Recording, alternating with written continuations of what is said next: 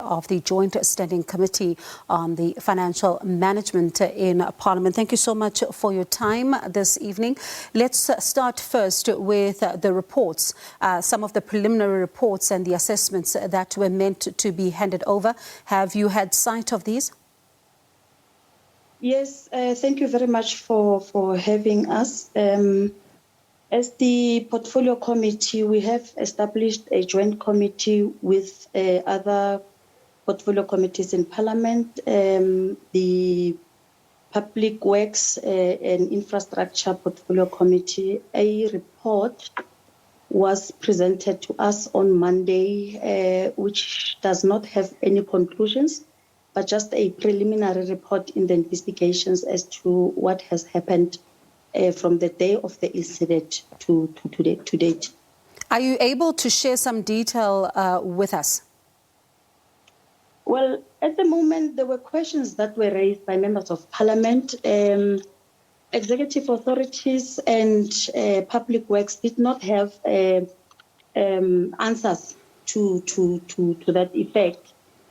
Questions related to the security, who was responsible to guard the premises, who is responsible to make sure that the Parliament infrastructure met the safety and health requirements, what would be the cost of using the alternative venues for the hosting of the state of the nation, the role of the South African police services in the incident, and as to has anyone been held responsible for this on this incident. So those were partly some of the questions that were raised, and we felt that it will be unfair for us also to expect answers from the executive authorities and the Department of Public Works, because investigations are still undergoing and the matter is still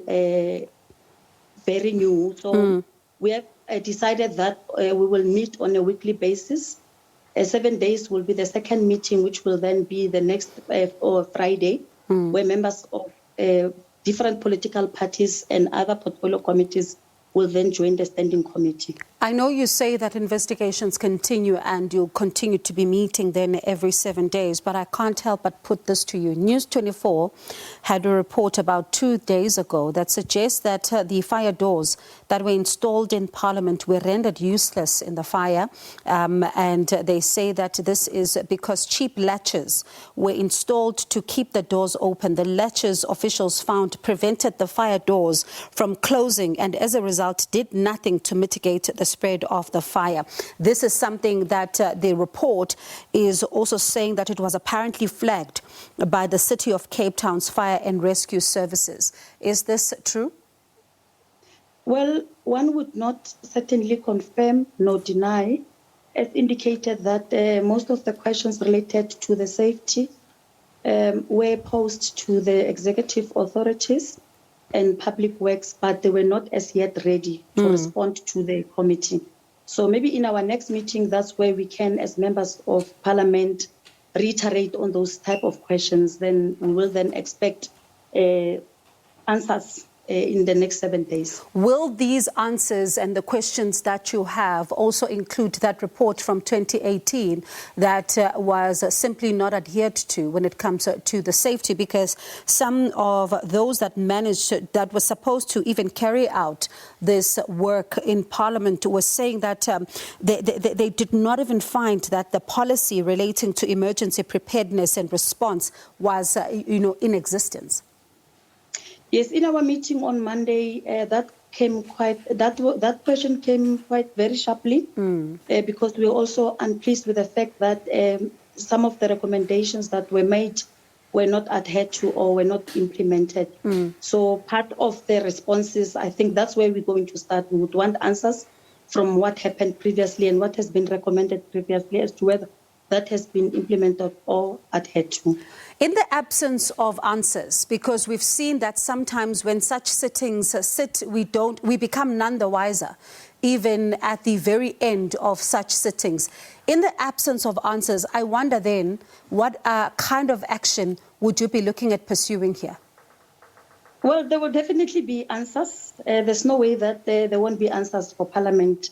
The only reason why we had to let go and agree that we suspend the meeting is that the incident is still quite very new, and we wanted also to allow proper investigations into this matter. We also agreed that we will not in any way interfere as members of Parliament. We will allow the relevant authorities, capable men and women who are trained to do investigations, to go do all the necessarily investigations, own up the report and give it back to Parliament. So at this stage, we do not want to rush for any answers, because we want thorough investigations and investigations that will also give us solutions that this will never happen again in the history of South Africa. Very briefly, the architect that worked on designing and also building the National Assembly is putting the damage at least 1 billion rand that it will require to be able to fix the National Assembly. I know it's still too soon, but are you also looking at such figures for fixing the damage in the National Assembly in particular? Well, it is also not clear as to what figures are we talking about, but you would also know that Parliament is a national key point. So a national key point, there are sensitive places where we would want to retain the structure the way it was, the roof, for an example, and other related parts of Parliament. So yes, it is possible that the amounts can go even more than that once the proper investigations and costings have been conducted. All right, Ms. Mabe, I do hope that we can be able to speak in 7 days' time to get a sense of what exactly is going on here, because as you say, it's still too soon at the moment, but South Africans are waiting for answers to understand exactly what happened here. But let's speak again in 7 days to see how far are you getting when it comes to this issue, because I don't think the issue of security is one that is complicated at this stage. But thank you so much for that. That was Peace Mabe. She's the co-chairperson of the Joint Standing Committee on the Financial Management in Parliament, saying that things are still sketchy at the moment. Details are still going to be coming through, and in 7 days they are going to be meeting. So this is a story that we'll continue to track.